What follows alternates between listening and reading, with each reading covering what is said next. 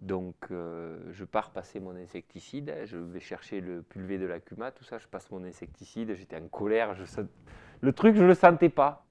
Puis tout à coup, je me dis, mais enfin, tu tues les phytonomes, mais tu tues aussi les coccinelles qui sont leurs prédateurs, puisque l'insecticide, il n'est pas sélectif. 2003, première sécheresse. Donc, première sécheresse, réduction des stocks. Et comme on a réduit le troupeau, on se retrouve avec très peu à acheter. D'où la réflexion sur l'autonomie.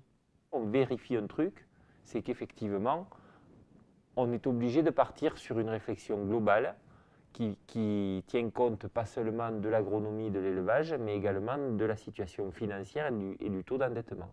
On rompt le cercle dans lequel on est d'investissement. Quand on en finit un, on en commence un autre.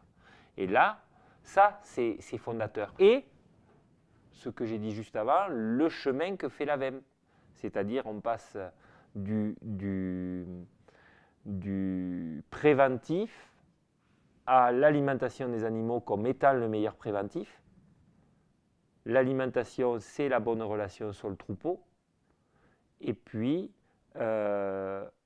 donc de là, on se penche sur la durabilité des systèmes. On fait le solde import-export entre azote, phosphore et potasse.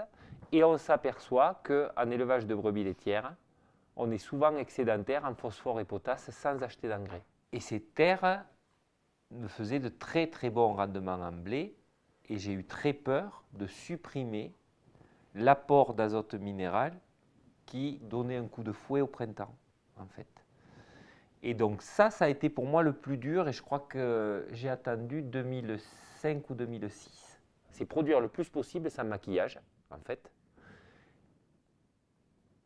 en générant suffisamment de richesse pour rémunérer l'humain qui est notre hypothèse et notre projet de base.